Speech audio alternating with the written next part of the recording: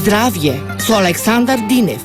Здравствен систем, реформи, проекти, превентива и лекување. Медицина базирана на докази. Водич за здрав начин на исхрана. Ало докторе, во ваш термин. Вторник од 11 до 12 часот. На Радио Слободна Македонија.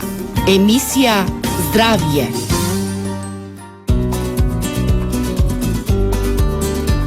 Добар ден, почитувани слушатели, јас сум Александар Динев, а вие слушате емисијата Здравје на Радио Слободна Македонија. Денеска сме вторник, 1 ноември 2016 година. Како што знаете, во Здравје секој први вторник во месецот, мој соговорник, односно соработник, заедно ја водиме емисијата, е доктор Александар Митов, магистар по јавно здравство и влијание на животната средина врз човековото здравје. Доктор Митов, добар ден и добре дојдовте и овој вторник во Здравје. Добар ден, ви благодарам за поканата. Денеска најавивме дека е првиот вторник во месецот, почеток на нов месец, тоа е ноември, месец на машкото здравје или популарно наречен момември. Денеска токму на оваа тема ќе се осврниме во денешното издание на Здравје. Едно од заболувањата од која често патат мажите, односно машката популација, е ракот на простатата. Како и вообичаено, и оваа проблематика ќе анализираме од аспект на исхраната и животниот стил, но на почеток да почнеме со статистиката. Колку често е застапено ова заболување, односно овој карцином кај машката популација во Република Македонија? Важно е на почетокот да се добие една перспектива за колку често заболување станува збор и се согласувам со почетокот на емисијата, да речеме, од аспект дека кога се вакви сериозни болести во прашање, ние честопати не мислиме дека ќе ни се случат нам. И кога ќе слушаме на телевизија, на радио или на било кој начин кога лекарите или здравствените работници се обидуваат да ја кренат свеста за одредена болест, многу пати тоа проаѓа покрај нас и не допира веста. Но за ракот на простатата не треба да е така, бидејќи за жал станува збор за најчестиот вид на рак кај мажи. Значи, најчестиот вид на рак кај мажи е токму рак на простатата и од тука тоа треба да побуди едно внимание, да речеме, кај мажите. Треба да постои одредена свест. Треба да бидат внимателни кон првите симптоми, ако не дај Боже и кај нив се појавува. Кои се првите симптоми, еве на почеток? Првите симптоми, еве реков дека за жал тоа е најчестиот вид на рак кај мажи, но за среќа се развива доста бавно. И важно е да се знаат првите симптоми кои што најчесто се поврзани со проблеми со мокрењето. Така. Значи, таа неможност да се доврши мокрењето до крај, или почесто мокрење, и тука веќе се приметуваат првите проблеми, да речеме, но за среќа пак ќе нагласам дека тоа е форма на рак која што се одвива релативно бавно. Навраќајќи се на делот кој што иницијално кој што ме прашавте за застапеноста, важно е да се каже дека постојат и големи разлики. И тие разлики потоа кога ќе навлеземе подоцни во самата терапија и во исхраната, не упатуваат на одредени разлики. Имено прво треба да се знае дека кај одредени популации, например афроамериканците, е најчеста, да речеме, оваа болест, до толку повеќе што дури и до 30 пати повеќе отколку кај јапонците и до 120 пати повеќе отколку кај кинезите. И се поставува прашањето... Така, на што се должи ова? Да, првото прашање кое што се поставува е дали постои одредена генетска разлика, но и кои се животните навики и која е храната која што се користи. Дали храната е поврзана со ова почесто застапеност? И затоа е многу важно да се знае дека секако постојат разлики кои што се однесуваат и на гените, кои што не прават одредени луѓе да бидеме повеќе предиспонирани кон одредени болести. Меѓутоа, конкретно кога зборуваме за ракот на простата, најдено е дека всушност разликата во исхраната кај овие групи кои што ги спомнав се е една од причините што значително придонесува да има и разлика во појавата на рак на простата. Две се причините. прво внесот на протеини од животинско потекло и на масти од животинско потекло, многу повеќе за жал кај исхраната кај афроамериканците или кај било кои останати американци кои што се на вообичаена, велиме, американска диета, наспроти кинезите, каде што има многу помалку внес на месо и многу повеќе внес на растенија. Так, ориз претежно и растителна исхрана. Има суштинска разлика и вториот момент не е само нели што не се внесува, туку и што се внесува дополнително, а тоа е разликата која што се однесува на фитоестрогените, поточно мислам на сојата, која што е многу поприсутна во источните кујни, да речеме, во источните традиции. Сојата, која што содржи значително ниво на фитоестрогени, односно изофлавони и лигнаните, истата придонесува до тоа да има значително помала инциденца, велиме медицински, или појава на рак на простата кај оваа популација. Така да го сумирам одговорот на вашето прашање, најчесто заболување, најчесто малигно заболување кај мажите, треба да се биде внимателен и многу зависи од тоа како човек се исхранува и каков е животниот стил. Така, еве, слушнавме на почетокот, вие образложивте дека оние држави, односно нации кои консумираат повеќе месо, се почесто страдаат од ова заболување, за разлика од оние источњачките или нациите од исток, како што се азијатите и останатите, дека повеќе се осврнуваат на растителна храна, на храна од растително потекло, така, и дека кај нив процентот на заболување е драстично помало од афроамериканците.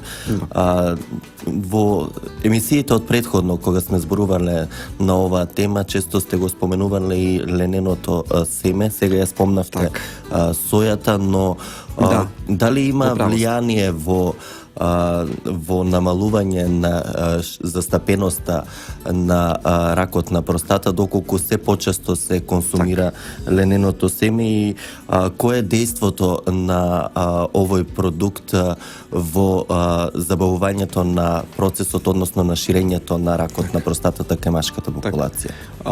Важно е прашањето што го поставивте токму од аспект дека јас ја спомнав нели сојата, меѓутоа и лененото семе, добро ме прашавте, всушност спаѓа во истата таа група на храни кои што имаат значително многу естрогени, фитоестрогени во себе.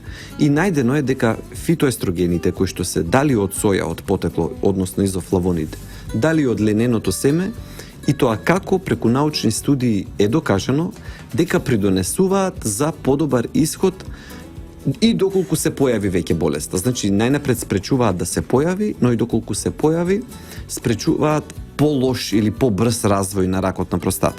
Сега да се повикам конкретно на научни студии, како што ме прашавте за механизмите на лененото семе. Така, обично секогаш емисијата е теменена на научни студии, на истражувања од еминентни светски научници. Така е. Еве две само такви студии можеме да споделиме. Научници кои што го истражувале ракот на простата кај мажи и го прават следното испитување, односно еден месец пред да започне операцијата, значи се закажува операцијата кај луѓе кои што имаат рак на простата, и пред тоа и се прави, всушност се поставуваат на диета. Еден дел биле поставени на диета со низок внес на масти и со 3 лажици мелено ленено семе. Тоа било едната група. И кај другата група, кај која што биле оставени на вообичаена исхрана да бидат и да не додаваат ленено семе во исхраната. И само за 4 недели, значи за 1 месец во очи на операцијата, се видело дека всушност кога била направена потоа самата патолошка анализа на тоа што било извадено, биле најдени, ние велиме, статистички значајни разлики. Би ги кажал и кои се. Прво, најдено е дека била намалена самата, ние велиме, стапка на пролиферација или капацитет за раст и за ширење на ракот на простата кај тие кои што биле на храна со низок внес на масти, а со многу ленено семе, со 3 лажици дневно ленено семе, што е релативно висока доза. Значи, првата разлика била дека растот на малигните клетки бил послаб, но и интересно е вториот наод е дека бил зголемен степенот кај тие кои што примале ленено семе, бил зголемен степенот на клеточна смрт. Односно, Така изумираат малигните клетки. малигните клетки биле најдени остатоци, велиме медицински, од апоптоза, значително повеќе од апоптоза, односно дека нешто предизвикало, а тоа нешто најверојатно е лененото семе, бидејќи само тоа било разликата во исхраната најзначително, нешто придонело до намалување и на стапката на раст на малигните клетки, на стапката на размножување, но и побрзо да изумираат. Дали може да заклучиме дека лененото семе ги уништува на некој начин малигните клетки, базирајќи се на ова истражување кој го споменавте? Да, правени се такви. Почнато е токму од такви студии имено. Почнато е од студии во, како што велиме ние, во Петриеви шоли, каде што инвитро или во стакло се ставани клетки од рак на простата и им се додаваат различни субстанции. Се додава најнапред вода или нешто кое што знаеме дека ќе биде неутрално и нема да го на никој начин наруши растот, но се додава и ленено семе. И било откриено, така е почнато. Видете, оваа студија фактички која што е направена со пациенти, тоа е клиничка студија. А треба многу додека да се дојде од, како што рековме, од таа првичната студија со Ова е само месечно истражување. Да, но многу охрабрува податокот дека може да влијае на самиот степен на развој и на прогресијата. Втора студија која што исто би ја спомнал, која што пак е правена кај на друг центар, кај ист вид на пациенти со рак на простата, тука е правена биопсија еднаш, значи правена биопсија, и после 6 месеци закажана нова биопсија, и пак кај едната група е додадено ленено семе, а кај другата не. И се разбира повторно стави на едната група на таа која што примала ленено семе на помал внес на масти. Така. И помал внес на протеини од животинско потреба. Така, вклучително и месо. И месото пред се разбира. И истиот охрабрува тоа дека се најдени истите резултати. Дека повторно, кога била земена биопсија 6 месеци подоцна, повторно е најдено дека степенот на ширење на ракот и на развој, на напредок на туморот, исто така е намален. Така да охрабрува дека постојат неколку вакви студии во светот кои што сите најчесто даваат горе-долу исти резултати. Кажуваат дека во тој правец можеме да очекуваме некакви терапевтски ефекти. Видете, станува збор сепак за не скапа субстанција, ако сега веќе зборуваме и од аспект на практичност. Така достапна е до многу достапна. До секој граѓанин може лесно да ја широко набави. достапна субстанција, едноставна за внес, нема несакани ефекти, никој не може да има проблеми ако внесе 3 лажици на ден. Се разбира, не треба веднаш да почне со 3 лажици на ден мелено ленено семе. А како да го консумираат ова ленено семе? Лененото семе е важно најнапред да се знае дека треба да се смели. Така. Значи треба да се смели за да може телото да ги излече од него лигнаните. Значи треба да биде смелено, откако ќе се смели, да се чува во фрижидер на ладно и на темно. Значи не треба да се изложува на светлина многу и не треба да се чува на висока топлина, и наутро во една чаша млака вода или кој како му одговара, или нека е обична Млеко. Најдобро е со вода. Со вода или чај? Со вода или со чај, но со вода, да речеме, бидејќи има неутрален вкус, лесно е за пиење. Јас го препорачувам лененото семе за секому. Не само за луѓе кои што имаат проблем со дали е рак на простата или рак на дојка.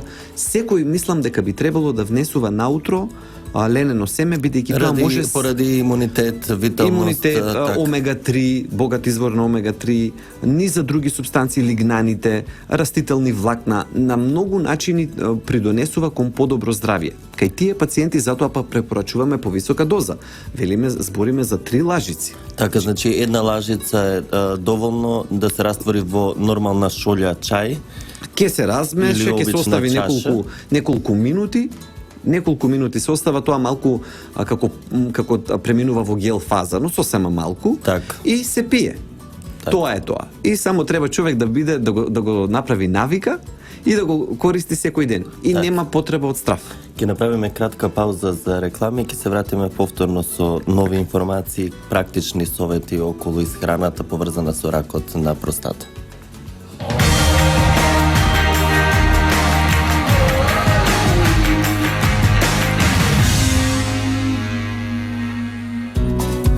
Почитувани, јас сум Александар Динев. Во денешното издание на Здравје, мој соговорник е доктор Александар Митов, магистер по јавно здравство и влијание на животната средина врз човековото здравје.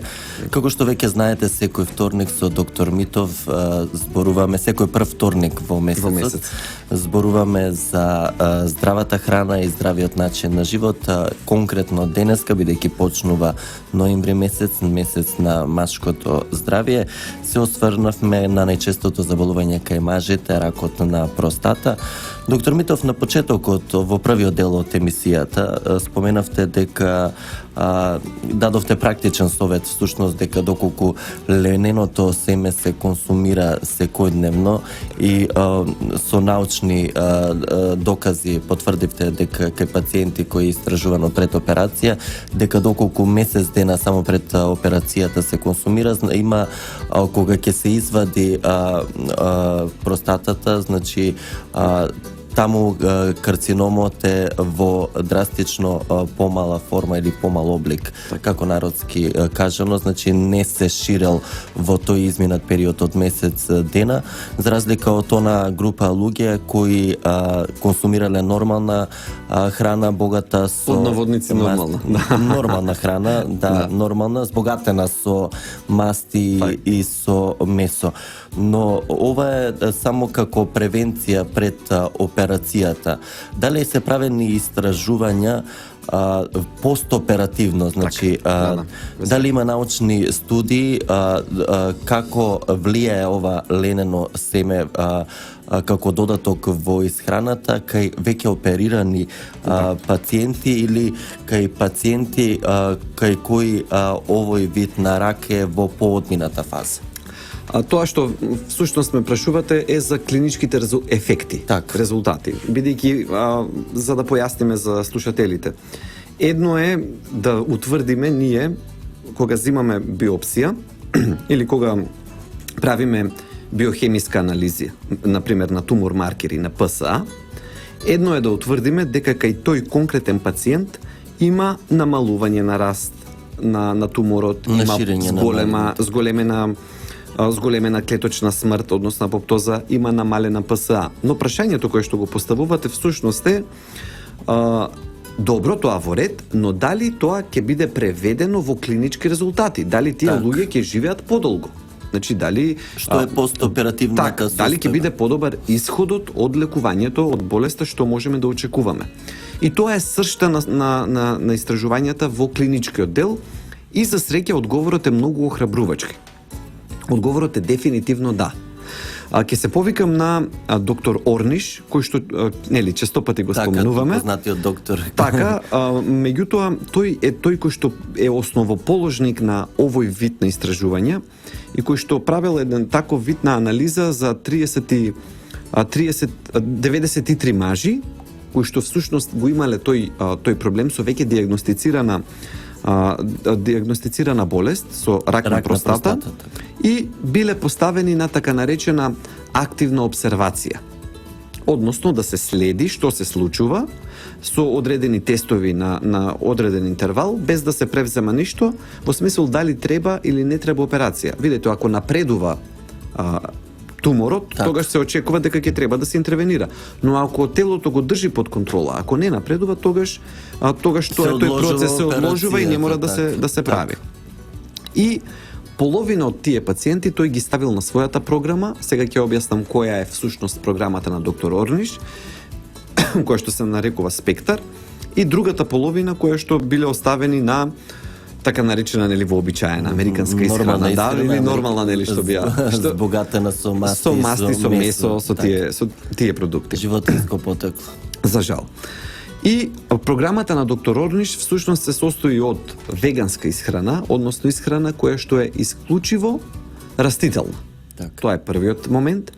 Вториот момент има физичка активност, значи тие пациенти кои што половина од овие кои што биле ставени на неговата програма, секојдневно се очекувало да пешечат по половина час барем или друга соодветна физичка активност. Трето, да прават различни вежби кои што делуваат на нивното смирување, на намалување на стресот. Релаксација. Значи, и тоа е нагрубо, вака наедноставно кажано, која е неговата програма. И што се нашло? Кај тие кои што се придржувале на програмата на доктор Орниш, само 6 од сите тие пациенти кои што биле ставени кај него, имале воопшто потреба од понатамошна терапија. Наспроти 21 кои што биле на поднаводници вообичаена исхрана. Така. Нормална, нели што е вели. Значи 6 кај него наспроти 21 на нормалната исхрана. И ја гледаме тука таа драматична промена. Сега некои луѓе ќе кажат дека тоа може да делува доста драматично како промена. Значи човек да стане, тоа е всушност да биде на континуирано на пост, нели, да го доближам до нашата секојдневност, повеќе до нашата култура. Но кои се ефектите? Меѓутоа, ако тоа е сепак избор на човекот. Прашање кој, колку, како и дали сака да живее. Односно, ако човек е ова е докажано дека има ефект. Прашање за сомнеш има многу малку или речиси воопшто и да нема. Останува прашањето дали човек, ако ништо друго, барем сака да проба, ако може да го поднесува, барем да проба, за да види кој ќе биде ефектот кај него во 3 или во 6 месеци. Ако е тоа точно, ако ова има ефект кај тој пациент, тогаш уште од самите тумор маркери во крвта, од ПСА, значи од самите тумор маркери во крвта ќе се види дали болеста напредува со исто темпо како и порано или позабавено. Така да, дури и доколку луѓе се скептични, јас ги предизвикувам да пробаат. Така. Нека издржи човек 3 или 6 месеци. Ако животот му е во прашање, мислам дека никој нема кој што нема да се одлучи на таков чекор. Што било друго важно, би се надополнил за прашањето за доктор Орниш. Едниот аспект е преживувањето. И тој тоа го докажа. Так. Но вториот ефект е кога направиле генетски анализи кај тие пациенти. Таа група која веганска исхрана која консумирала. Точно, и кои што биле физички активни и кои што применувале некакви вежби за релаксација, најдено е всушност дека и кај самите гени доаѓа до активирање на заштитните гени. Така да не е многу е важно кои гени ние кај нас ќе ги активираме. Не се сите гени подеднакво активни секогаш. Некои се попасивни. Треба правилните гени да ги активираме, да, за да го заштитат организмот од ширење на овие малигни клетки. Така, и доктор Орниш всушност не само што го докажал првото за кое што зборувавме, ефектот врз рак на простата, туку со овие и со слични студии, доктор Орниш за прв пат во светот докажал дека и можно е преку исхраната и преку начинот на живот ние да влијаеме врз тоа кои гени ќе бидат активирани во нашето тело, што е многу значајно откритие. Така, доктор Митов, вие и во претходните изданија на Здравје, кога сме зборувале за одредени заболувања, секогаш сте посочувале примери врз научни студии, базирани на научни студии од врвни научници признати во светот, но секогаш сте потенцирале дека исхраната е само пропратен дел од терапијата која пропишува лекарот. Дали ова конкретно лененото семе и конкретно исхраната поврзана со ракот на простатата треба да биде пропратена со конвенционалната терапија пропишана од лекар? На секој јавен настап и во секоја комуникација со пациенти секогаш нагласувам. Конвенционалната медицина е докажана медицина. Так. И таа треба да се применува. Може на човек да му звучи, да речеме, страшно да се оперира или да се подложи на зрачна терапија, на зрачење или на хемотерапија. Тоа разбирам, тоа не се едноставни чекори, едноставни одлуки и тоа не е едноставна терапија. Но медицината базирана на докази докажува дека тие терапии даваат резултати. Така. Ова за кој што јас зборувам не треба да го замени конвенционалниот начин на третирање на пациенти. Треба да го дополни. Бидејќи јас и во тој правец зборувам, потребно е да постои сеопфатен пристап кога се лекува не само рак, туку и било која друга болест, треба еден сеопфатен пристап. Сеопфатниот пристап најнапред подразбира дека ние немаме работа како лекари со болест, туку дека имаме работа со човек. Прво и основно. И дека треба да се пристапи на цела личност од сите можни аспекти кога се третира било која состојба, вклучително и ракот. Тоа е прв момент. Втор момент. Треба да се нагласи дека не е воопшто занемарливо местото на исхраната, на физичката активност и на намалувањето на стресот како додатни делови при терапијата на ракот.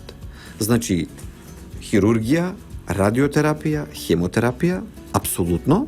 И на крај, Но и исхрана, и физичка активност. сето тоа е во еден комплет. И се разбира стрес, психичка состојба, да му се помогне на пациентот и од тој аспект. И сето тоа може да претендира, само тоа да претендира да представува една целина за тоа како се лекува секоја болест, па и ракот. Пред да направиме уште една пауза во денешниот разговор, од почетокот цело време го споменуваме само лененото семе околу подобрување на здравствената состојба на пациенти со рак на простата, но дали покрај овој продукт ленено семе постојат и други продукти кои можат да дадат ефекти во третманот на кај пациентите со конкретно со рак на простата? Има уште многу. Листата е долга. Ние се разбира, ние сме и временски ограничени од аспект на емисијата. Но со она што е најсуштинско секогаш го издвојуваме. Да, и затоа одиме најнапред со лененото семе и го истакнав него, бидејќи за него има најмногу студии и најсилни ефекти. Но таа листа од ден на ден станува се подолга. Затоа кои природи субстанции, кои видови на храна помагаат при лекувањето на рак на простата. Неколку само уште да направам. Прво, калинките. Значи, имаме среќа што живееме во такво поднебје каде што калинките растат и тие имаат една субстанција наречена елагична киселина, која што е докажано дека го инхибира растот, го намалува, го спречува растот на малигните клетки. Значи, и тоа во тој сеопфатен пристап кон исхраната на тој пациент, и калинката дефинитивно може и треба, барем сега во овој период кога ја има, треба да биде додадена. Второ, зелен чај. Зелениот чај е ефтина намирница, лесно се наоѓа веќе. Зелен чај има сега во секоја продавница. Так. И тој преку одредени субстанции, да не навлегувам во детали, е докажано дека може да го спречи капацитетот за метастазирање на ракот на простата.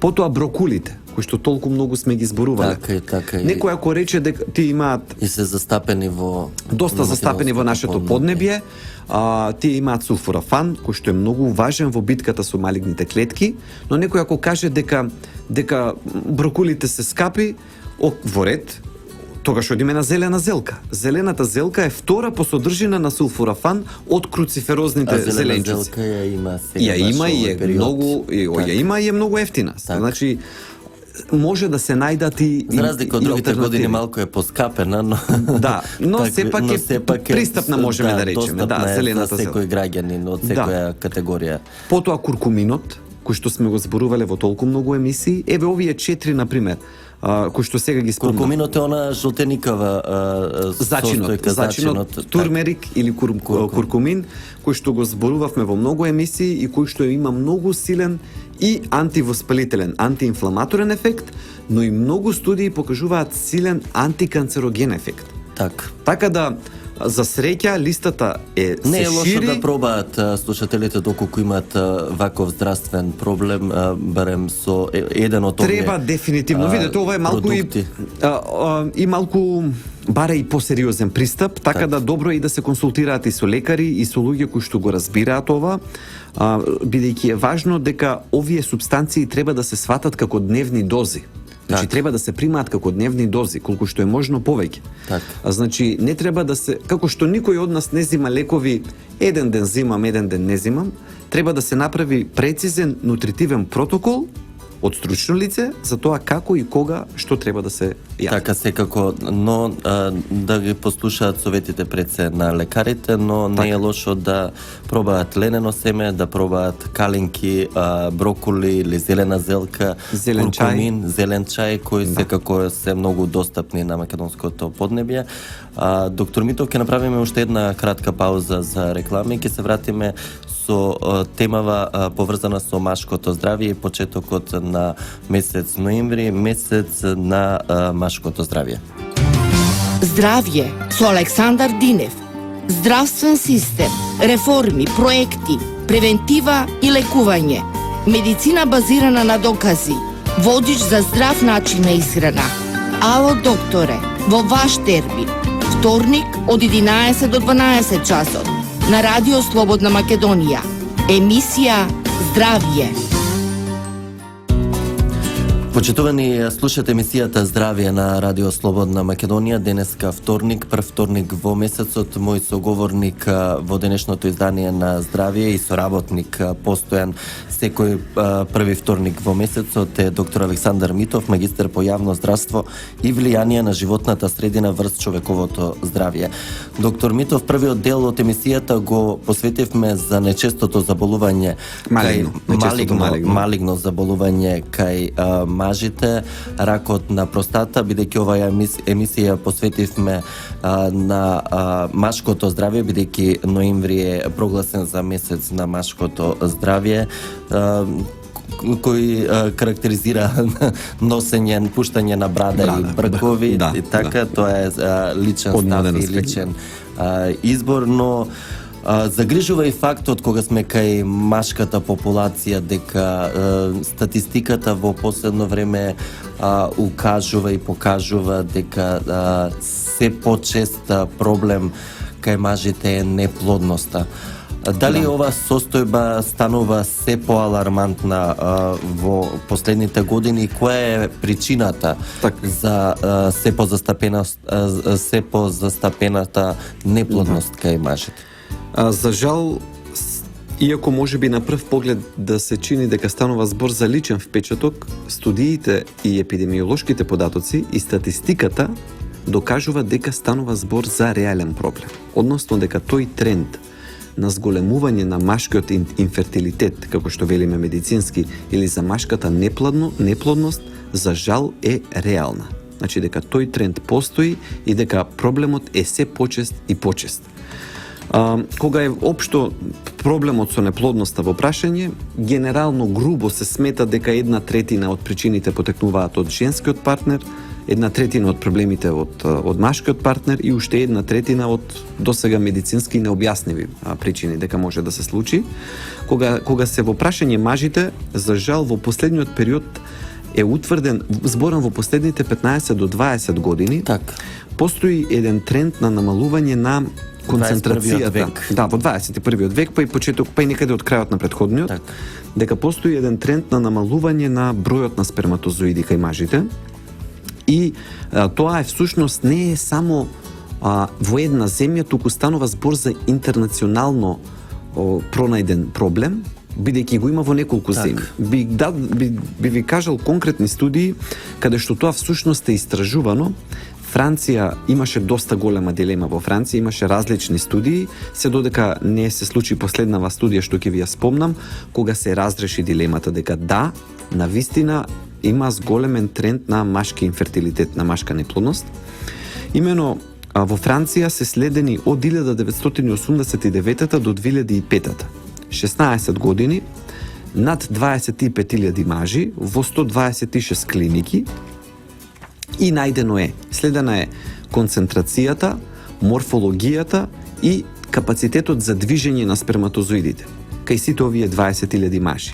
И најдени се два податока, два заклучоци. Прво, дека во тој период, тие 16 години, дошло до намалување за 32% на концентрацијата на машката сперма. Значи за 1/3 пат, или што би рекло за 1,9% годишно пат, или речи си 2% годишно. Тоа е првото да речеме првиот факт до кој што дошло оваа студија. И второто, тоа што го откриле научниците во Франција, е дека дошло и до пат на нарушување на нормалната морфологија. Ние велиме на изгледот на сперматозоидите, на тоа колку се здрави, колку се нормални. И дека тука од 61% дошло до пат на отприлика 53%. Значи, оваа огромна студија во Франција заклучува после 16 години дека доаѓа до пат и на концентрацијата и на квалитетот на И спермата. се зголемува бројот на неплодни луѓе. И како по последица на државата. тоа, Дали да. ова може да се поврзе со исхраната? Да. За жал или за среќа, да, за жал велиме Што покажува ова конкретна студија? Конкретно, најдено е поврзување со заситените масти. Имено, колку повеќе се внесуваат заситени масти, толку повеќе доаѓа до пат на квалитетот на сперматозоидите и на спермата. Всушност, тука правени се и некои пресметки од аспект дури и како бројки анализи, од прилика да се даде, да се квантифицира, како што велиме ние. И една таква студија од Харвард вели, ако само за 5% се зголеми внесот на заситени масти, само за 5% ако се зголеми внесот на заситени масти, месо, млеко, млечни производи, доаѓа до пат за 38% на бројот на сперматозоидите кај тие личности. Значи, видите колкава рапидна, драстична разлика тука. Како може да се подобри состојбата? Прво и основно, веднаш човек тука треба да прибегне, ако има таков проблем, треба да прибегне од доминантно животинска кон доминантно растителна исхрана. Тоа треба да биде првиот чекор. Бидејќи, еве ја студијата ја кажав, од Харвард, неоспорно, заситените масти го нарушуваат квалитетот на спермата. И потоа има низа на интервенции кои што можат да бидат направени, кои што треба да бидат превземени. Прво, физичка активност. Второ, избегнување на алкохол, избегнување на цигари, на цигарите. Ова се практични совети кои Да. ги споделувате секој крај. Апсолутно на крајот од секогаш да, практичните емисијата. совети. Претходно е малку За наука, да нели, се- малку научни студии. За да се подобри ова состојбата не е лошо, бидејќи и кај нас и во Македонија се соочуваме со За жал, истиот и ние проблем. не сме исклучок. Така, уште еднаш на самиот крај да ги слушнеме советиве ваши Така. до слушателите кои имаат ваков проблем. На што најмногу да внимаваат? Првиот совет кој што би го дал е да се премине на колку што е можно повеќе растителна исхрана и да се намали внесот на млеко, месо и млечни производи, речиси до минимум. Так. Тоа е првиот совет. Се што е од животинска. Од животинско потекло. Тоа е првиот совет. Вториот совет, алкохол и цигари да се исклучат. Знам колкава е тежината на тоа што Вклучително го и дрогата. кажувам. Да. Значи тоа треба да се исклучи. Следно, треба физички да станат активни. Значи да бидат физички активни, тоа е најдено дека придонесува за подобрување на квалитетот на спермата кај тие Така. мажи. Треба да носат широки, да речеме, боксерки, односно широк долен веш, да не бидат тестисите припиени уз телото. Така. Тоа е многу исто така важно. И има низа на суплементи кои што се базирани пред се на внесување на цинк и низа други природни субстанции кои што можат да придонесат за подобрување на квалитетот на спермата, но не би навлегувал до тие детали и претходните совети сами по себе се доволни ако човек направи го промени животниот стил, вака како што кажав, и направи нова анализа после 3 месеци минимум, бидејќи требаат 3 Има месеци. драстична промена во Слободно состојбата нека со проверат сперматозоидите. сите кои што сакаат да го видат ова, да го утврдат или имаат проблем, нека ги направат овие промени и за после 3 месеци нека направат анализа, ќе видат дали има или нема подобрување. Доктор Митов, ви благодарам за овие практични и корисни совети поврзани со машкото здравје, пред се со ракот на простатата, но и неплодноста која станува сериозен здравствен проблем не само во Македонија, туку и секаде во светот. Се надевам дека барем дел од слушателите ќе почнат да ги применуваат Се надевам. овие ваши корисни совети и пред се да водат здрав начин на живот за да си го подобрат собственото здравје. Ви благодарам уште еднаш, се слушаме и се гледаме со вас наредниот први вторник во месецот во почетокот на декември. Ви благодарам многу за поканата, се гледаме тогаш. Почитувани, тука е крајот на денешното издание на емисијата Здравје во продукција на Трговско радиодифузно друштво Радио Слободна Македонија. Уредник и водител на емисијата Александар Динев, техничка реализација Далибор Зафировски, видеореализација Дине Вучков. Денеска сме вторник, 1 ноември 2016 година. Ви благодарам за вниманието со кое не следевте. Ви закажувам повторна средба со здравје со мене на некоја од областите, од темите поврзани со здравството, наредниот вторник во 11 часот. Од мене имајте убав вторничен ден и убаво попладне. Здравје со Александар Динев. Здравствен систем, реформи, проекти, превентива и лекување. Медицина базирана на докази. Водич за здрав начин на исхрана. Ало докторе, во ваш термин. Вторник од 11 до 12 часот на Радио Слободна Македонија. Емисија Здравје.